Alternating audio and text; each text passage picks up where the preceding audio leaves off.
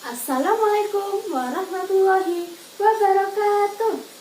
Selamat pagi anak-anak. Bertemu kembali dengan Ibu Haryana Dwi Savitri.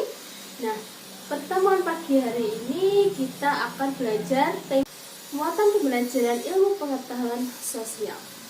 Nah, pertemuan kali ini kita akan belajar mengenai pemanfaatan sumber daya alam bagi kelangsungan hidup manusia. Nah, sebelum kita memulai pembelajaran, terlebih dahulu kita berdoa ya. Doa dimulai. Doa selesai.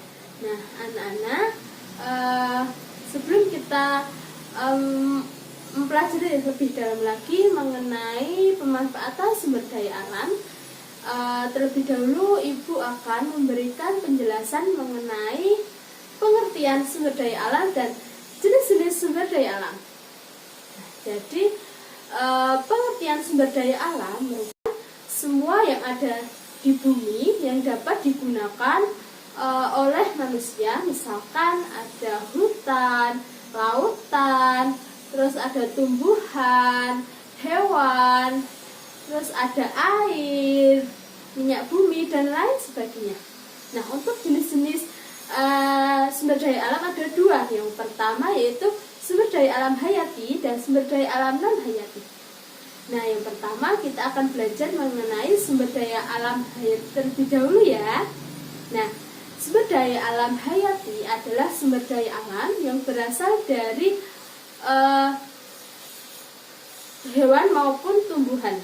Nah, misalkan ada hewan ayam, hewan sapi, terus ada hewan kambing. Tumbuhan itu ada tumbuhan, ada singkong, ada kentang, ada padi, dan lain sebagainya. Yang kedua, jenis yang kedua yaitu ada sumber daya alam non hayati. Apa sih yang dimaksud dengan sumber daya alam non hayati? Jadi sumber daya alam non hayati merupakan sumber daya alam yang berasal dari benda-benda mati. Misalkan ada bebatuan, terus ada bahan-bahan tambang, ada emas, dan lain sebagainya. Belajar mengenai pengertian sumber daya alam dan jenis-jenis sumber daya alam. Nah, selanjutnya kita akan belajar mengenai manfaat sumber daya alam. Tahukah kalian apa sih manfaat dari sumber daya alam bagi kehidupan? Mungkin masih banyak sekali dari kalian yang belum menyadari bahwa banyak sekali manfaat yang dapat digunakan untuk memenuhi kebutuhan manusia. Kekayaan sumber daya alam dapat dimanfaatkan untuk menunjang serta menambah kegiatan dalam memenuhi kebutuhan manusia. Nah, manfaat sumber daya alam ini dapat kita rasakan secara langsung dan tidak langsung.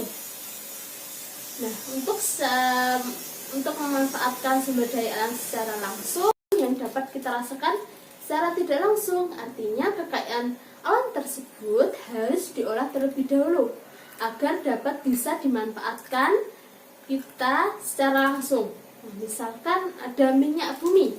Nah, minyak bumi ini dapat diolah menjadi minyak tanah, dapat diolah menjadi solar dan juga BBM. Nah, sumber daya alam yang kita miliki, kekayaan alam menghasilkan pertanian, perkebunan, perikanan, terus hasil laut, hasil tambang, dan lain sebagainya. Jadi sumber daya alam yang kita miliki harus kita lakukan atau harus kita manfaatkan dengan bijak, karena sumber daya alam mempunyai manfaat serta kegunaannya masing-masing. Untuk pemanfaatan sumber daya alam, salah satunya yaitu ada singkong. Nah, apakah kalian tahu apa itu singkong? Singkong merupakan tumbuhan umbi-umbian yang akar serta daunnya dapat dimanfaatkan sebagai sumber makanan.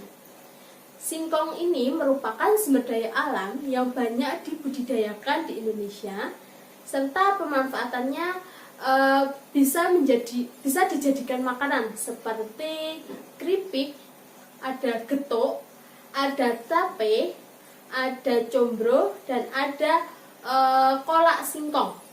Nah, masyarakat Indonesia menjadikan singkong sebagai sumber daya, sebagai sumber mata pencaharian, mulai dari pertanian, industri rumahan, serta industri besar seperti pabrik yang mengolah singkong menjadikan makanan enak serta dapat menghasilkan uang. Nah, singkong ini sangat berperan dalam memajukan kesejahteraan masyarakat Indonesia. Nah, selain singkong, pemanfaatan sumber daya alam salah satunya yaitu tumbuhan jarak.